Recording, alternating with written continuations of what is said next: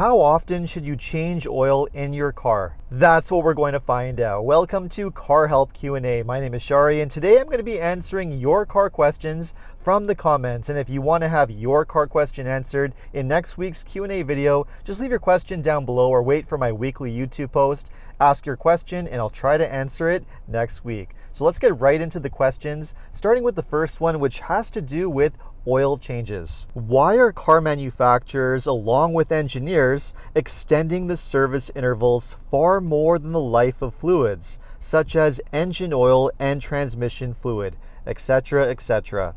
Okay, this is a fantastic question, and it really comes down to this. So there's been a trend over the past 25, 30 years where more and more car manufacturers are moving towards extended service intervals. Back in the old days, it was very common for manufacturers to recommend having your engine oil changed every 3,000 miles or 5,000 kilometers. But over time, those intervals got stretched longer and longer. And now we're at the point where the majority of automakers now recommend changing your engine oil roughly every 10,000 miles or 16,000 kilometers. And many of them don't even recommend changing your other fluids, such as transmission fluid, differential or transfer case fluid. A lot of these have switched to what they call lifetime fluids that they claim never needs to be changed. So why exactly is this happening? Why are the change intervals for fluids becoming so stretched out?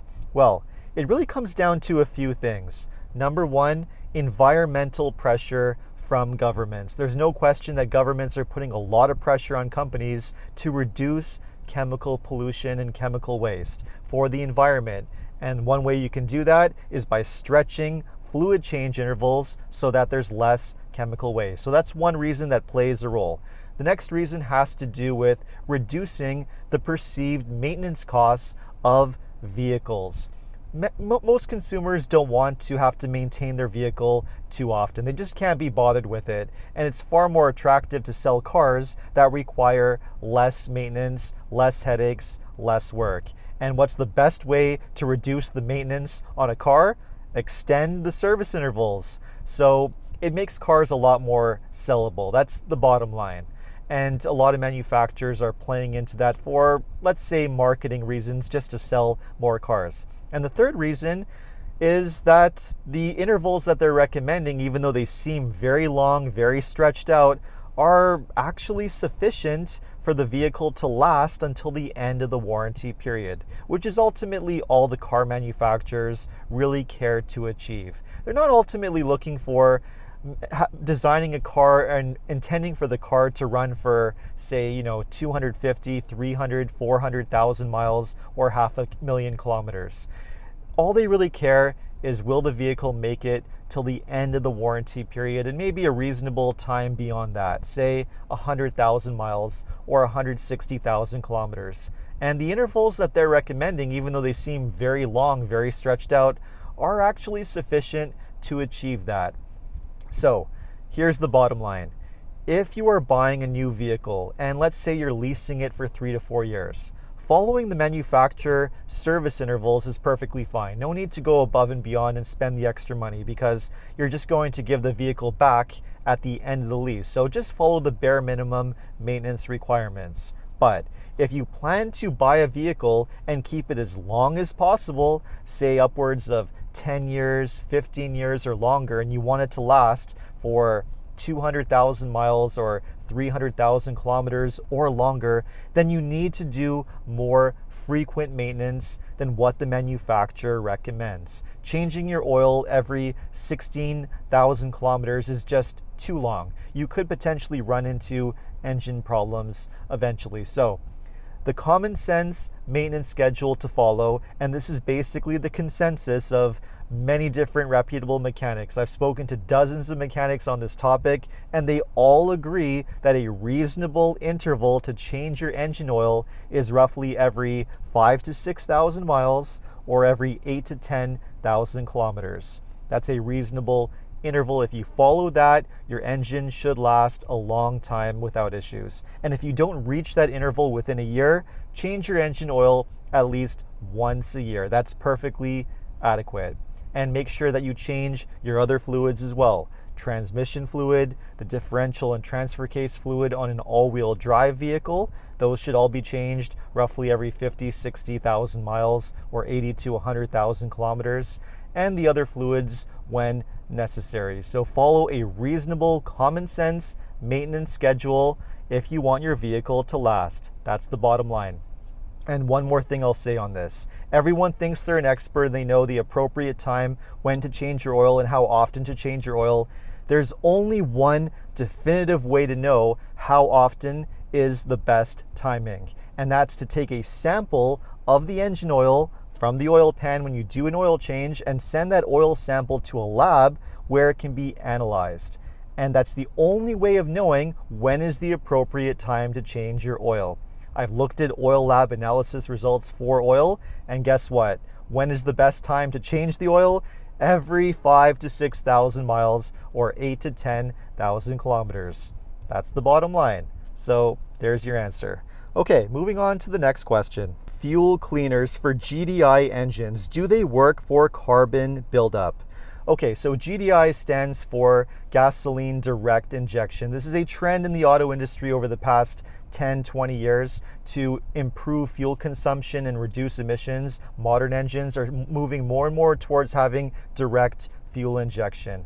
The problem with direct fuel injection is that it injects the fuel directly into the cylinders, and you do not get the cleaning effect that you get with a normal port fuel injection engine, which means that the engine could eventually develop carbon buildup. Carbon buildup is a problem with many direct injection engines. Not all direct injection engines, but some of them for sure. And eventually this will result in the need to do an expensive carbon cleaning. Otherwise, you're going to run into engine problems. Now, how do you prevent carbon buildup on a direct injection engine?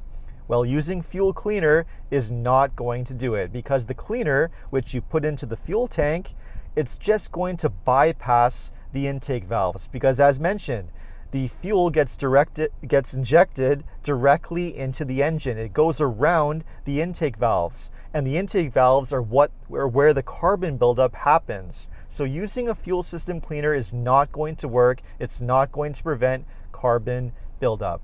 Unfortunately, there's not much you can do to prevent carbon buildup if you have an engine that's prone to it, except for drive your vehicle often, drive it hard so that the engine is fully up to operating temperature, and eventually, say every 50,000 miles, 80,000 kilometers, you may have to do a carbon cleaning procedure. Usually it consists of a walnut shell blasting procedure where you open up the intake, clean the valves to get all the carbon buildup off, and that's the only way to address the problem. So don't waste your money on fuel system cleaners. It's not going to do anything. What is more reliable out of a Volkswagen Golf GTI, Mark 8 or 8.5, BMW M340i xDrive, or Audi A5, A4, 40 TFSI, etc., etc.? Okay, interesting question. Now, I'm not the biggest fan of European German vehicles because they tend to be more problematic, less reliable, and more expensive to repair in the long run. But having said that, the three that you have chosen here are actually pretty good options. And the one that I would say is the number one most reliable definitely is the BMW M340i. This vehicle uses BMW's B58 inline six-cylinder engine, an engine that's been around for around 10 years now. It's now in its third generation. It's a very well-sorted engine. It has very few major repair concerns. So it is reliable, it is durable. In fact, it's so good that Toyota even uses it on the Toyota Supra, which I think says a lot. So excellent engine, and it's a great performance engine. It's an absolute blast to drive. And it does come connected to very good transmissions, that ZF 8-speed automatic transmission, which again is a very solid, durable, reliable transmission. So number one for reliability, BMW M340i, great choice. But even though I'm not a huge fan of Volkswagen and Audi vehicles, I will say the GTI and the Audi A5 are both pretty solid choices. That E A888, the 2-liter turbo and DSG transmission that they use on those vehicles, actually a very solid drivetrain. As far as Audi Volkswagens go, those ones are not bad at all. But again, my number one choice, BMW M340i. Now, before we get to the next question, I just want to say that in last week's Q&A, I mentioned that I was selling a vehicle in my family, a 2010 Pontiac Vibe, which is basically the Pontiac version of the Toyota Matrix. And incredibly, I found a buyer within the first day of that video going up. It went immediately to a buyer. And I just want to congratulate Rick and his partner who picked up the car. He's a retired GM employee from the Oshawa plant, and he was very appreciative and happy to grab the car. So Rick, congratulations. I just wanted to mention that. Thank you for buying the Pontiac, and I hope it treats you really well and that you enjoy it. Okay, let's move on to the next question now. If I own a Nissan with a CVT that is starting to have problems, is it worth it to replace the transmission once it goes out? Or would it be better to buy a new car instead? Okay, now I always recommend selling your vehicle before it experiences problems, because unfortunately a CVT failure is a very, very expensive repair to deal with. Nissan CVTs typically cost around $7,000 to $8,000 to replace them with a brand new transmission from Nissan, and oftentimes that's the only option because these transmissions are very difficult to rebuild. Most transmission shops will not rebuild them. Parts are generally not available for them, and finding a good used CVT is next to impossible because they fail all the time. The failure rates on them are incredibly high because they're just not very well designed transmissions. So unfortunately, if you have a Nissan with a CVT and it's already failing, it's too late. There's not much you can do about that. You're going to have to put in a new transmission, or if the vehicle is not worth replacing the transmission for because it's too old, too high mileage, and again, you're probably looking at $7,000-8,000 to do the job, then just forget it. Don't bother with it. Get rid of the car and replace it with something else. Or maybe if you're very, very lucky and you do some serious searching around, you might be able to find a used transmission to put into it just to get the car running and just so you can trade it in and get some decent value for it. But ideally, get rid of it before the transmission fails because it's just too expensive to deal with and just too big of a nightmare. All right, let's move on to the next one. Question for the next session: is it okay to drive modern turbos short trips in cold climates on a regular basis? This is a great question, and the short answer is no, it's not okay to do that. Modern engines are very finicky when it comes to short distance driving. They generally don't like to be driven that way because they're very sensitive and they have very, let's say, delicate emissions control technologies such as turbochargers and other things as well. They like to be properly warmed up, get to operating temperature, which means you have to drive the vehicle for longer distances. I would say that on a modern vehicle, you should try to drive it at least 5-6 miles, 10 kilometers for trips in order to warm up the engine properly and get it to operating temperature. That way the engine can burn off any condensation and it'll help prevent any drivability issues, misfiring, and other problems with the engine in the long run. And this goes double for turbocharged engines, which are especially sensitive to short distance drives. So no, if you are the type of person that does really short distance drives where you're not going to be able to warm up the engine properly, especially if you live somewhere cold with cold winters, then a turbocharged engine is not a good option for you. Most likely you will run into problems in the long run, such as misfiring, drivability issues with the engine, and potentially more serious engine problems. So no, I wouldn't buy a turbo if that's the type of driving that you do. All right, now for the next one. What is the safest yet most fun to drive but also reliable mid-sized SUV or sedan? All right, interesting question. Now, off the top of my head, I know this might be a somewhat obvious choice, but I'm going to have to go with Mazda. And the reason why Mazda is my number one choice is because over the last few years, they've actually been one of the top rated brands when it comes to safety. many of their vehicles are rated top safety picks or top safety pick plus by the IIHS, which is a very prestigious title to have. And they are among now the safest vehicles on the road. So Mazdas are very safe, they are very reliable, very well made, and they're fun to drive. Mazdas are known for being very sporty, great performance vehicles. They have excellent handling, they drive very well, they have good performance. So I would go with the Mazda because it hits all those things: safety, reliability, and fun to drive. And I think they're actually nice, stylish cars as well. So maybe take a look at a CX-5, the CX-70 or CX-90 if you need a bigger SUV, or if you just need a regular sedan, Mazda 3, excellent car to go with. Great question. All right, now for the next one. Let's say I'm not interested in buying the most reliable car brands you recommend, but want to choose to buy these new vehicles instead. Which one should I go for? I did my research and these are decent vehicles based on reviews.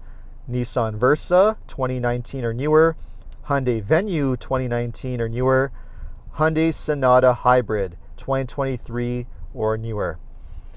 Okay, not my number one choices for sure, but out of those three vehicles, I would say number one, Hyundai Sonata Hybrid, just because Hyundai's hybrid system seems to be pretty reliable, pretty well designed, especially the one that's in the Sonata and the Elantra, which have a naturally aspirated four-cylinder engine with a pretty simple hybrid system. And reputation-wise, they seem to be pretty solid. So I would say that's number one.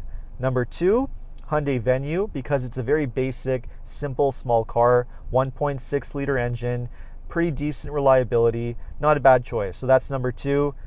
The Nissan Versa, forget it, stay away. It has the problematic CVT that's very failure prone, very fragile. I would not touch that one. So that's my recommendation for those three. All right, now for the next one. Do you think the Ford Fusion Hybrid or Ford C-Max Hybrid are a good choice for long-term use? They're going for much cheaper than other used hybrids from what I've seen, and they're also quite reliable.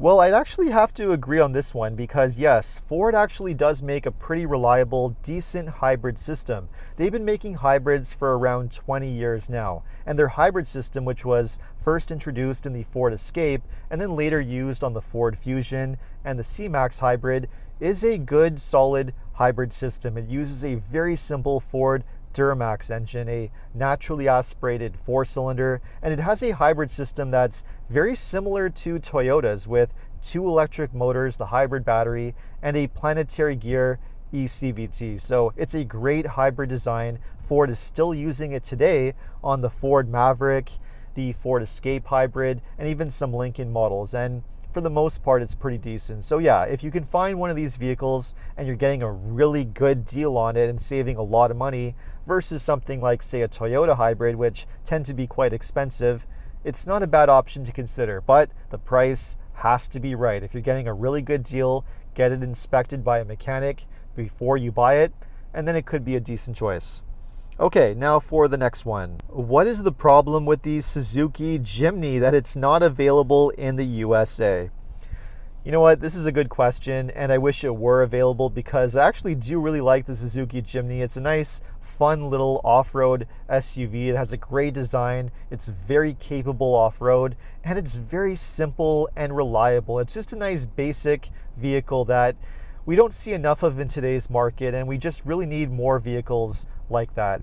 But there's no chance of it coming to the United States or Canada because Suzuki no longer is for sale here. They completely pulled out of the market over a decade ago because Suzuki always had a tough time here. They've never sold a lot of cars, very small manufacturer in North America. Their dealer network was pretty terrible and they just had no shot. I mean, and even though the Jimny is a great vehicle, that one vehicle alone is not enough to bring an entire brand back to the continent, back to North America. So I don't see it happening, unfortunately, even though I would love to see it here.